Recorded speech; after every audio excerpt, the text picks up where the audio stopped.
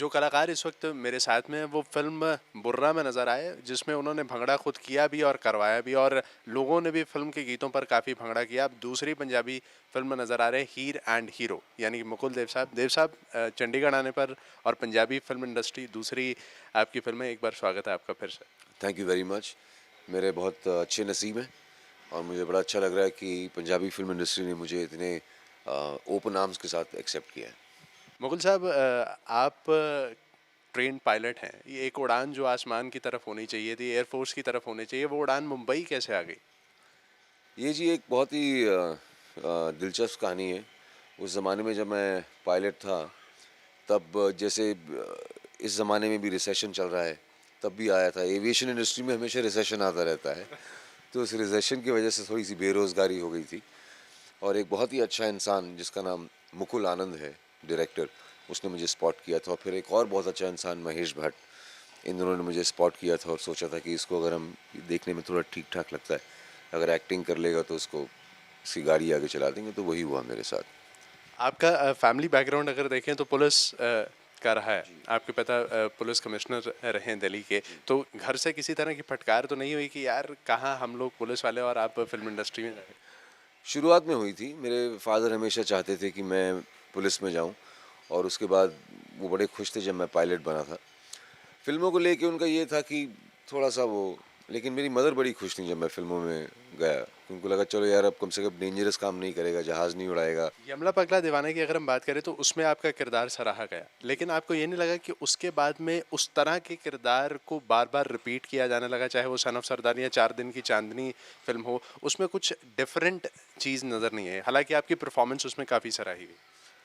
जी, 4 दिन की चाँदनी तो ख़ैर एकदम अलग कैरेक्टर था यमला पगला दीवाना से, लेकिन हाँ, ये बात मैं मानता हूँ कि सन ऑफ सरदार में भी कुछ सिमिलैरिटीज़ थीं, जो यमला पगला दीवाना में थी। लेकिन कमर्शियल सिनेमा का जो स्टोरी बोर्डिंग होता है और जो कमर्शियल सिनेमा को एक बहुत लिमिटेड प्रेमाइस मिलती है जिसके अंतर्गत उनको काम करना पड़ता है, वो ना तो एक तो वक्त, दूसरा ये कि कहानी को जितना सिंपल और जितना सहज, तो वो सिंप्लिसिटी के चक्कर में कई चीज़ें होती हैं जो ओवरलुक हो जाती हैं। फॉर एग्जांपल जैसे आपने बिल्कुल सही पॉइंट आउट किया, मैंने भी यही पॉइंट आउट किया था जब मेरे पास ये कहानी आई थी।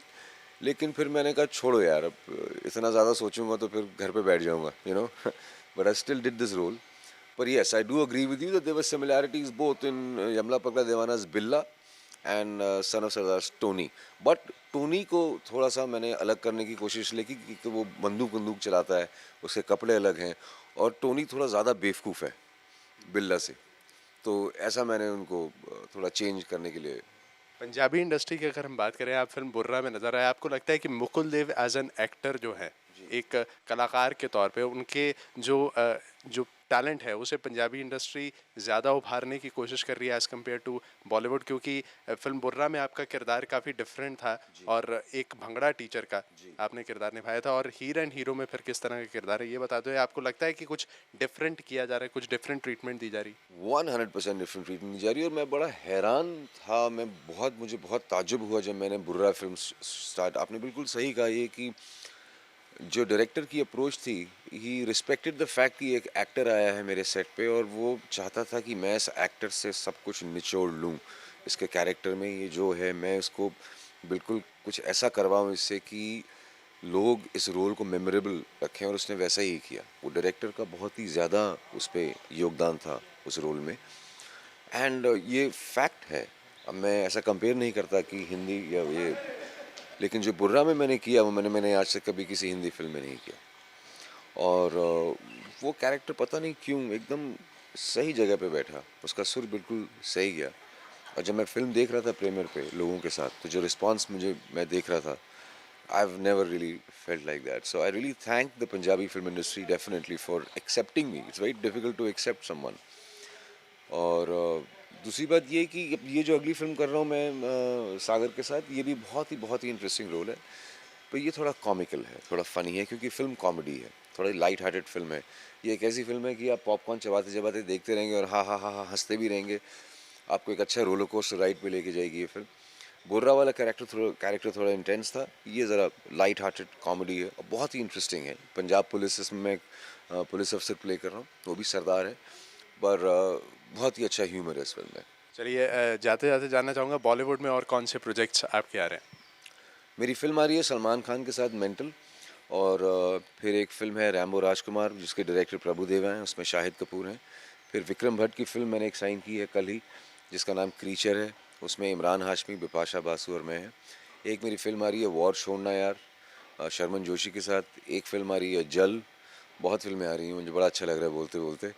और एक फिल्म और आ रही है भाग जॉनी, कुणाल खेमू के साथ, वो भी विक्रम भट्ट की फिल्म है। तो कम से कम 8 या 9 हिंदी फिल्में ये साल और अगले साल के बिगनिंग में मेरी रिलीज़ हो जानी चाहिए इंशाल्लाह।